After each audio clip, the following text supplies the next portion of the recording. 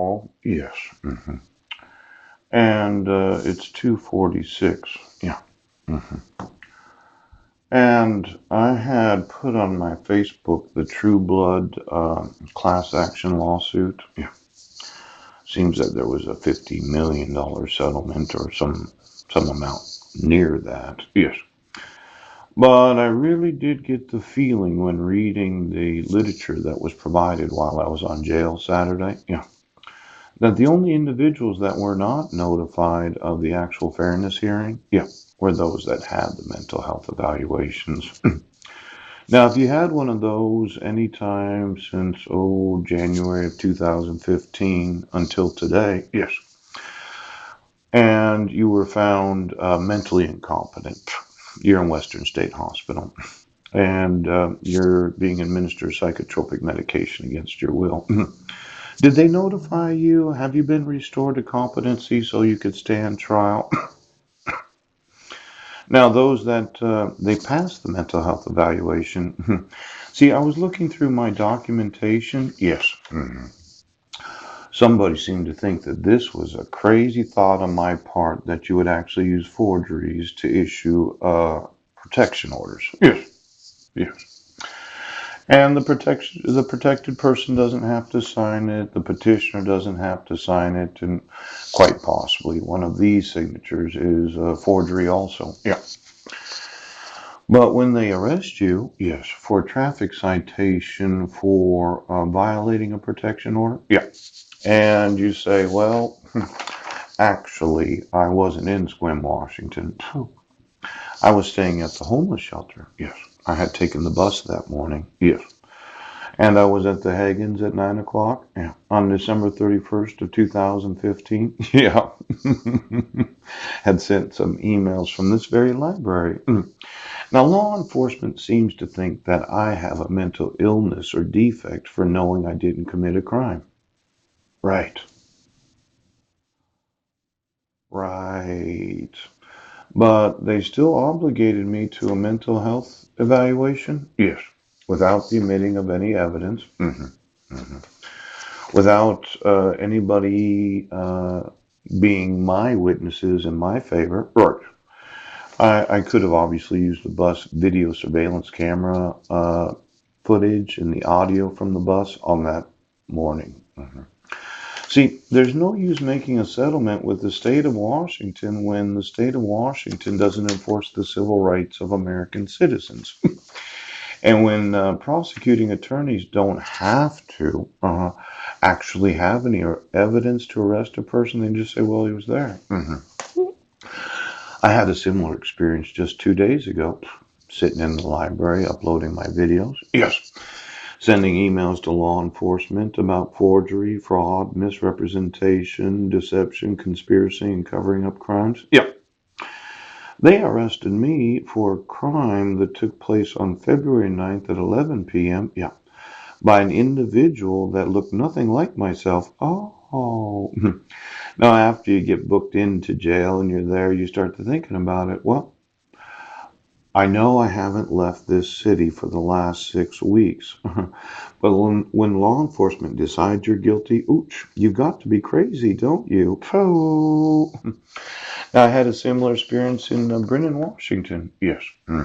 See, I was incompetent. Pooch for knowing that I wasn't in Brennan, Washington on June 16th of 2017. I was making videos in front of the Masonic Temple that morning. Yes, I was at the senior center that afternoon uploading them and emailing them to law enforcement. Yeah. And then after 2 to 5 p.m., I was at a place where I've been house sitting at that time. Yes, where I had sent some emails. Now, obligating mental health evaluations without acknowledging any of the rights of the accused, yeah, it's kind of a stupid settlement, state of Washington. When I said I was going to sue you for $1 billion, I wasn't lying. See, I thought that the prosecuting attorneys and DSHS and the courts all got together and said, well, we've got to do these a lot faster. Right. We've got to get the help to the disabled faster. Yes. The problem is those that are not disabled, yes, that you obligate them to have these mental health evaluations without any actual evidence of crime. I'm going to sue this state right now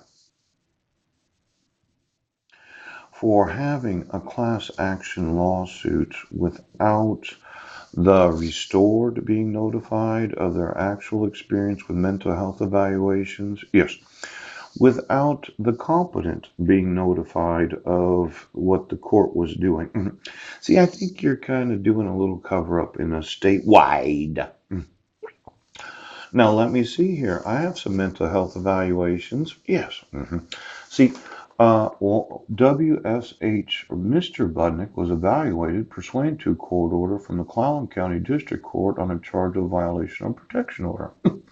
He was evaluated while he was incarcerated at the Clallam County Jail, and a report was written on 10/6 of 16. Yes. I would like to know the individual that did that while I was in jail. Yes, you would. Because it seems that you order mental health evaluations when police officers fraudulently, yes, falsely arrest individuals for crimes that.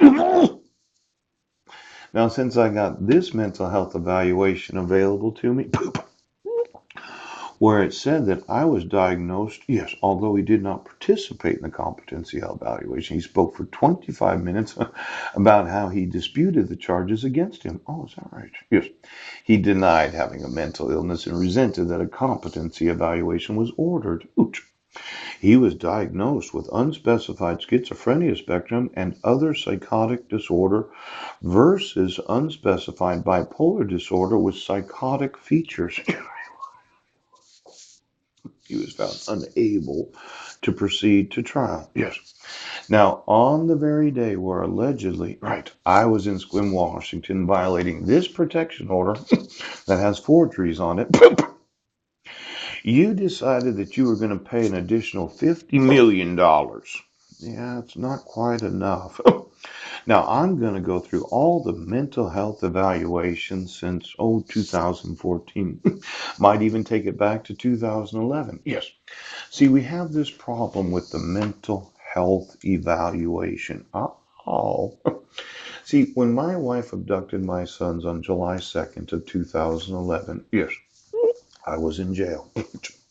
There was no notice or opportunity for me to be heard before you issued a protection order.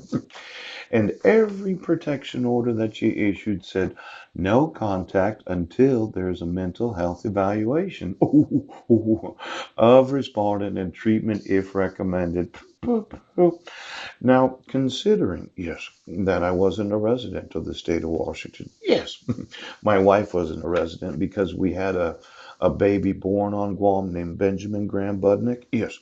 This idea that you're just going to put on every protection order, mental health evaluation. I'm suing the state of Washington, for obligating mental health evaluations without the respondent getting notice of court. Here, why don't you get me every mental health evaluation since July of 2011 until today, February 2019, and every individual that had to have one of those because of the allegation of domestic violence or child abuse? Why don't you fucking get that for me?